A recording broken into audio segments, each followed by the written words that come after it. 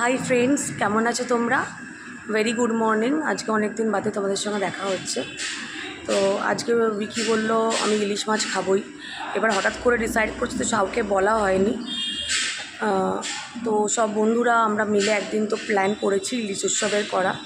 তো তার জন্য চৈতালিরও শরীর খারাপ, তো ওই জন্য তামান্নাকে আগে থেকে বলা হয়নি, মানে যারা যারা করতে পারে, পিয়ালি এদের কাউকেই বলা হয়নি। সুতরাং আজকেও সবাইকে মিলে করা পসিবল হলো না। যাই হোক, তো আমি আজকে কয়েকজনের জন্য, মানে আমরা উই হ্যাভ ডিসাইডেড যে আমরা 4 জন মিলে ইলিশ মাছ খাবো। তো তার জন্য আমি কতগুলো ইলিশের পদ রান্না করব। দেখে নাও, অলরেডি আমি কলা পাতা নিয়ে যাচ্ছি। দ্যাট মিনস তোমরা বুঝতেই পারছো ইলিশের পাতুরি বানাবো। আর আনছি কচু শাক। দেখো, এটা দিয়ে ইলিশ মাছের মাথা দিয়ে কচু শাক বানাবো। এছাড়া আদার্স কী বানাবো অবশ্যই তোমাদেরকে দেখাবো। সো সঙ্গে থেকেও আজকে সকালবেলা অবশ্যই বানাতে পারবো না, কেননা কাজে যেতে হবে। তো আমরা ডিসাইড করেছি রাত্রিবেলাই খাবো ভাত। আমার শরীরটাও খুব একটা ভালো নেই, আমি খাবো কিনা আমি জানি না, কিন্তু উইকি যেহেতু বলেছে দেখো এটা করতে হলো। মানে বলবে দেখো নিজের যখন ইচ্ছা হয় তখন করে, আমার বেলা করছে না। সো আমি না খেলেও আমি সবার জন্য বানাবো আজকে। আর আমি তখন খাবো যখন সব বন্ধুরা একসঙ্গে মিলে হয়তো খাবো। সো মানে বানাবো আর কি। দেখা হচ্ছে, সঙ্গে থেকেও। Bye bye. হাই ফ্রেন্ডস, দেখো এখানে আমি এখন কচু শাক বানাচ্ছি। তো কচুর লতিগুলোকে আগেই সিদ্ধ করে নিয়েছিলাম, ভুলে গেছিলাম ভিডিও করতে হবে, তাই হঠাৎ মনে পড়তে ভিডিও করলাম। এই সাইডে দেখো ইলিশ মাছের মাথাগুলোকে আমি ভাজতে দিয়ে দিয়েছি, দেখতেই পাচ্ছ ইলিশ মাছের মাথাগুলো ভাজছে। ঠিক আছে, আই থিঙ্ক এখানে আরও ইলিশ মাছের মাথা হবে। ইয়েস, ও ভুলে গেছে, কারণ আমার মনে পড়লো যে 2টো ইলিশ মাছ আনা হয়েছিল, তো ইলিশ মাছের মাথা আরও 2টো থাকবে। এই হচ্ছে দেখো ইলিশ মাছ। ঠিক আছে, ইলিশ মাছের ফিলেগুলোকে দেখো, এই হচ্ছে ইলিশ মাছের ফিলে। ঠিক আছে, তো আরেকটা ইলিশ মাছের মাথা থাকবে, তো আমি সেটাই খুঁজছি।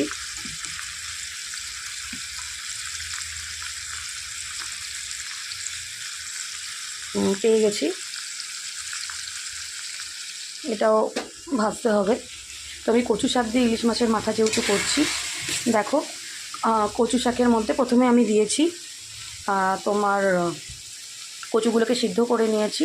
অবশ্যই মনে রাখবে তোমরা, কচুগুলোকে যখন সেদ্ধ করবে তখন হলুদ দেবে, সিদ্ধ করা জলে মধ্যে হলুদ আর নুন দেবে। কেননা হলুদ দিলে যে গলার যে চুলকুনি ভাবটা, কেন ওটা হলুদটা হচ্ছে অ্যান্টিবায়োটিকে কাজ করে, তো অ্যান্টিব্যাকটেরিয়ার মতো কাজ করে। তো তার ফলে যে গলার চুলকুনি ভাবটা সেটা আর হবে না। তো আমি কড়ার মধ্যে দিয়েছি এখন হলুদ নুন দিয়ে, আর একটু সামান্য সর্ষের তেল দিয়ে কচুগুলোকে সিদ্ধ করে নিয়েছি। এরপর আমি কড়াইতে দিয়েছি শুকনো লঙ্কা আর 5 ফোড়ন। দেখো, শুকনো লঙ্কা 5 ফোড়ন, আর দিয়েছিলাম হচ্ছে তেজপাতা। ঠিক আছে, যখন সেটা ফুটে উঠলো তখন আমি কচু, আর তার সঙ্গে দিয়েছিলাম আদা বাটা। আর আদা বাটার মধ্যে আদা ছিল, কাঁচা লঙ্কা ছিল, আর ছিল আদা কাঁচা লঙ্কা, আর ছিল জিরে। এটা আমি বেটে নিয়েছিলাম মিক্সিতে। তো এটাও আমি ওর মধ্যে দিয়ে দিলাম, দিয়ে তারপরে কচুটাকে দিয়ে ওর মধ্যে হলুদ দিলাম সামান্য পরিমাণ। তোমরা যদি হলুদ আগে থেকে দিয়ে দাও তাহলে কিন্তু এখানে হলুদ দেওয়ার দরকার নেই।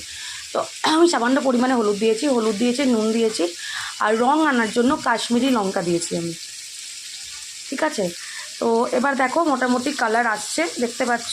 তোমরা যদি কেউ মিষ্টি খেতে পছন্দ করো সেক্ষেত্রে তোমরা একটু চিনি দিতে পারো। ঠিক আছে, নট নেসেসারি যে চিনি দিতে হবে। এমন একটু মাছের এই দুটো বাকি রয়ে গেছে, এই দুটো তো হলুদ নুন মাখিয়েছে। আচ্ছা, তো এটা হয়ে গেলে মোটামুটি দেখছো তেল ছেড়ে এসছে। হওয়ার পর মাছের মাথাগুলো আমি আস্তে আস্তে ভেজে নিয়েছি। তোমরা যদি চাও তোমরা গোটা মাছের মাথাও এর মধ্যে দিতে পারো, আর যদি না চাও তোমরা তাহলে মাছের মাথাগুলোকে কুড়িয়েও দিতে পারো। কিন্তু সেক্ষেত্রে একটা প্রবলেম হবে মাছের মাথাগুলো কুড়িয়ে দিলে, সেটা হচ্ছে কি মানে গলায় খুব কাঁটা কাঁটা লাগবে। তো আমি ওই জন্য প্রেফার করবো মাছের মাথাগুলোকে অর্ধেক ভেঙে ওর মধ্যে দিতে। যাই হোক, হয়ে গেলে একটু সর্ষের তেল সামান্য তোমরা সরিয়ে দিতে পারো। আর যদি তেল বেশি থাকে, যখন দেখুন এটার মধ্যে তেল বেশি আছে, সুতরাং আমি এটা কিন্তু তেল দিচ্ছি না। আচ্ছা, তো এটা আরেকটা ব্যাপার আছে, সেটা হচ্ছে যেহেতু আমার শাশুড়ি খাবে সেহেতু আমি কচুটাকে আরেকটু তুলে নেব, দিয়ে ওটা আমি ছোলা দিয়ে করব। তো এখান থেকে সামান্য কচু আমি তুলে নিচ্ছি ছোলা দিয়ে। দেখো ছোলা এনে রেখেছি আমি, নিরামিষ আমার শাশুড়ি খাবে বলে আমি ছোলা দিয়ে ওটা করব। তো ওটা ছোলা দিয়ে হবে, আমাদেরটা ইলিশ মাছের মাথা দিয়ে হবে। এনিওয়ে কেমন খেতে হলো অবশ্যই মানে জানাবো তোমাদেরকে, তোমাদের তো খাওয়াতে পারছি না। যাই হোক, তোমরা অবশ্যই কমেন্টস করো এবং যদি আরও কোনো রেসিপি লাগে অবশ্যই বলো। এরপর আমি আরেকটা জিনিস তোমাদেরকে দেখিয়ে দিই। আমি এখন সর্ষে ফোড়ন, হলুদ সর্ষে দেখতে পাচ্ছ, হলুদ সর্ষে আর কালো সর্ষে আমি 15 মিনিটের মতো ভিজিয়ে নিয়েছি, বিকজ আমি এটাতে ইলিশ পাতুরি করব। যার জন্য আমি তোমাকে আগে দেখিয়ে দেখেছিলাম কলা পাতা আমি এনে রেখেছিলাম, বাট সেটা আমি কাজে ফেরত করব। অতক্ষণ সর্ষেটা ভিজে থাকলে তোমার দিয়ে তো ভাবটা সর্ষের চলে যাবে। আর তার সঙ্গে আমি টক দই এনেছিলাম, টক দইটা ফ্রিজে রেখে দিয়েছি। টক দই, কাঁচা লঙ্কা, পোস্ত, সর্ষে ফোড়ন এগুলো সব মিক্সড আপ করে দেবো। তখন যখন আমি করবো ইলিশ পাতুরিটা অবশ্যই তোমাদেরকে দেখাবো। এনিওয়েজ সঙ্গে থাকো, টাটা। হাই ফ্রেন্ডস, আমি শ্রীরামপুরে গেছিলাম, তো ওখান থেকে ফিরে এসেছি। আজকে বেশি কিছু খাইনি, টুকটাক খেয়ে, কেননা এখানে রাত্রিবেলা জোরদার ডিনার। তো এখন এসে আমি মোটামুটি আমি তোমাদের বলেছিলাম কচু শাক রান্না করেছিলাম। দেখো এই যে কচু শাকটা রান্না হয়ে গেছিলো। আচ্ছা, এরপরে সরু চালের ভাত ছিল, সেটা রান্না করেছি। তারপরে কেউ কেউ বললো যে ইলিশ মাছ ভাতার সঙ্গে খিচুড়ি খুব ভালো লাগে, তো দ্যাটস ওয়াই তার জন্য খিচুড়ি বানালাম। আর এই দেখো ইলিশ মাছের পাতুরি হচ্ছে, দেখতে পাচ্ছ এটার মধ্যে ইলিশ মাছের পাতুরিটা হচ্ছে কলা পাতা দিয়ে। আচ্ছা, অলরেডি 3টে আমি করে নিয়েছি, সেটা তোমাদেরকে দেখিয়ে দিচ্ছি।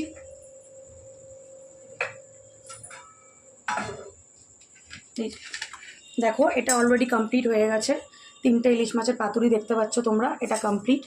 আচ্ছা, এছাড়া বানিয়েছিলাম ইলিশ মাছ ভাজা, দেখতে পাচ্ছ। আর তার সঙ্গে অবশ্যই ইলিশ মাছের তেল, যেটা না হলে ভাতটা কমপ্লিট হয় না। এই যে ইলিশ মাছের তেল দেখতে পাচ্ছ। আর তার সঙ্গে তো সকালবেলায় বানিয়ে দিয়েছিলাম সেটা হচ্ছে সর্ষে ইলিশ। ঠিক আছে, তো অলমোস্ট সব খাবার কমপ্লিট। তো